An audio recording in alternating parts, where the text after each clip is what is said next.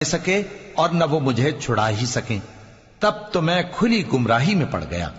میں تو تمہارے پروردگار پر ایمان لایا ہوں، سو میری بات سن رکھو۔ حکم ہوا کہ بہشت میں داخل ہو جا۔ بولا کاش میری قوم کو پتا چل جائے کہ میرے رب نے مجھے بخش دیا اور مجھے عزت والوں میں شامل کیا، اور ہم نے اس کے بعد اس کی قوم پر کوئی لشکر نہیں اتارا اور نہ ہم اتارنے والے تھے۔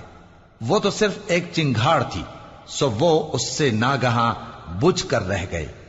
بندوں پر افسوس کہ ان کے پاس جب کوئی پیغمبر آتا تو وہ اس سے تمسخر ضرور کرتے۔ کیا انہوں نے نہیں دیکھا کہ ہم نے ان سے پہلے بہت سے لوگوں کو ہلاک کر دیا تھا؟